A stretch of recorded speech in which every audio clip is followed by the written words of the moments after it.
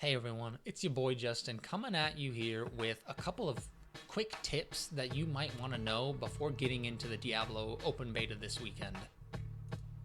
The first tip is to take advantage of the alchemist that you find pretty early on in the game in the starting city. You can create these elixirs that have a variety of really helpful effects, such as resistances for certain elements, increased attack speed, all those kinds of things. One of the first ones you can create is one that gives you thorns, and it's actually incredibly powerful early on. In fact, thorns is actually pretty strong in the beta altogether, being one of the more successful builds that bards can employ. On top of being able to create these elixirs, the alchemist can upgrade your healing potions as you level up throughout the game. In the beta, you can only upgrade it, I think, twice because you get to level 20. And if you're ever missing any of the crafting materials for the potions you want to make, you can just go to the third tab and use some of your extra crafting materials to craft other crafting materials. Now, the second tip is semi-related to the first one. It's a couple of ways that you can get some extra experience in the beta. The first one is any of the elixirs that you create from the alchemist give you a 5% increase in experience, and these last 30 minutes per elixir. You can only have one active at a time, so pretty close to the start of the game you can go to this alchemist and get that thorns potion, which is a huge boost, especially for melee classes, and you can also get a 5% experience boost on top of that. The other ways you can get experience boosts in the beta is if other players are around, then you get just a 5% experience boost just for other players being around with you.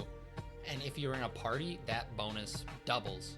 So if you want to level up faster, it's good to get your friends in a party with you, or just try to find random people to party up with you so you can get that 10% extra boost. And combined with the elixirs you create, you can have a 15% experience boost from pretty early on in the beta. Tip number 3 is related to kind of some quality of life things for dungeons. One thing people complain about is, oh, there's no real good way to exit the dungeon, but there's actually a couple ways that you can do this. The first one is you can click on the map, and in the bottom left there's an option to select the overworld map, and from there in the dungeon you can teleport to any of the waypoints you have unlocked in the overworld. Other than that, you can just open the map, go back to the entrance of the dungeon and click on that, and it'll start to TP you out of the dungeon. But even faster than that is to open your emote wheel, and I believe on the default option it opens to, on the left side, there is an exit dungeon option. So if you just open your emote wheel, swipe to the left, you start teleporting out of the dungeon. And if you want to do that even faster, you can go into your options and bind specific positions on the emote wheel to certain keys. So if you want, you can just bind exit dungeon to your 5 key or something like that. And once you're done with the dungeon, you just click 5 and you start teleporting out. Staying on the topic of dungeon diving in this game, you'll find pretty quick that the actual bosses of dungeons don't necessarily have the greatest drops.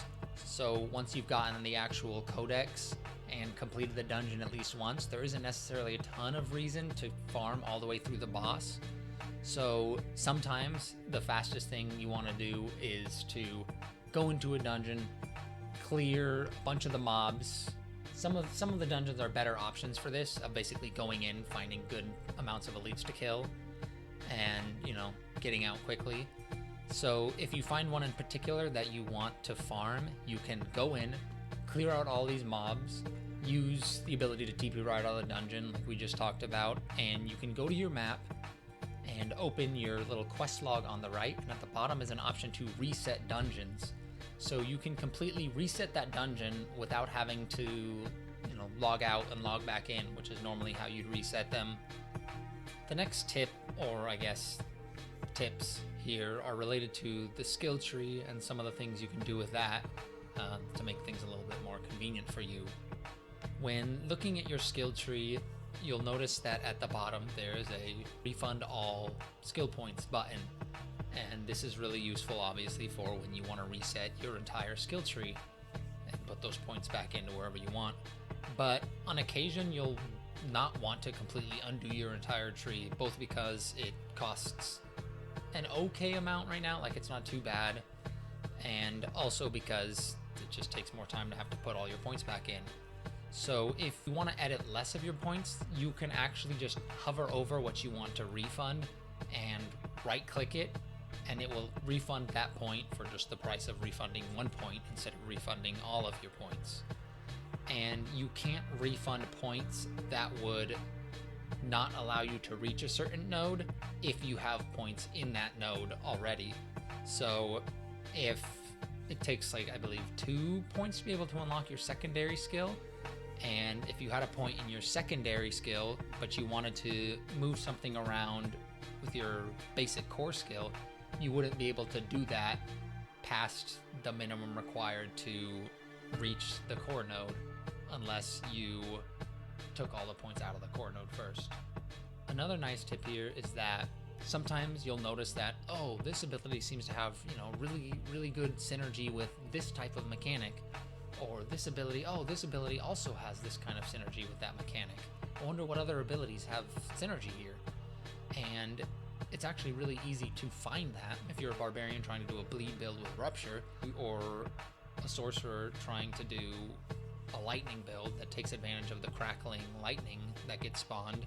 You can find these mechanics by going up to the top of the skill tree with a little drop down menu, and it shows you a list of all the relevant keywords for your character. So for example, I'd be able to select crackling lightning on a sorcerer and it would highlight all the skills that interact with crackling lightning, or I could highlight bleed on the barbarian and it would highlight all the skills that interact with bleed. This way, if you want to create a more cohesive build or just see what the options are for building around a certain mechanic, it's really easy to go up there and just get all the skills shown to you that do what you are looking for. Now, the next tip here is more of a beta only issue, because normally you unlock the occultist, at least in the beta, at level 25, and the occultist is the person who lets you reroll attributes on weapons. It lets you put in the legendary aspects into other weapons and those sorts of things. And besides hitting level 25, you can unlock it when your character unlocks a new legendary aspect for your codex upon completing a dungeon. And the tip here is to not necessarily go and earn all of the codexes on one of your characters, because this actually happened to me in the first weekend of the beta. Playing only sorcerer, I went and completed all of the dungeons, got all the codexes, which is nice to have available, but when I went to play a barbarian, since I had already unlocked the codexes or the aspects for my account, I couldn't access the occultist as early as I would have liked to start putting these aspects onto my weapons, because with no codexes to earn to unlock it, I had to wait until I got to level 25.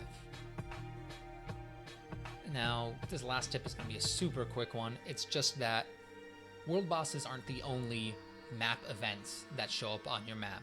There are actually other events that appear sometimes. For example, at I think it's the top left stronghold, I want to say like Core Dragon or something, there's an event that shows up occasionally that gets a lot of people into your instance, similar to a world boss, a lot of different groups, and it's to run around and clear like the blood boils or whatever that show up, and beat an elite that spawns or two, and do this a couple times in a short-ish time period.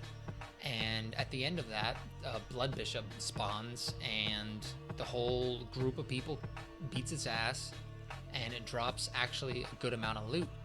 And in addition to that, a chest appeared for each objective we completed before the bishop spawned. So we completed 2 of the events and failed a third, and 2 extra chests showed up at the end of the event, and they actually had pretty good drops in them. I think I got at least 1 legendary chest and 2 from the blood bishop itself. Anyways, that's all the tips I have for today. Go ahead and let me know in the comments down below if you found any of these helpful, and if you did, give me an upvote or a follow, just to show that this is something you'd like to see more of. And either way, thanks for watching. Have a good one.